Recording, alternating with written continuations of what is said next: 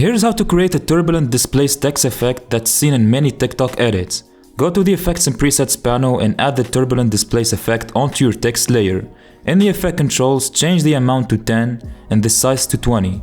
Now after doing that, expand the evolution options, hold Alt and click on the random seeds stopwatch at the same time. I believe you hold Command on Mac. Now type in this exact phrase and hit enter. As you can see, the turbulent displace is on full effect now.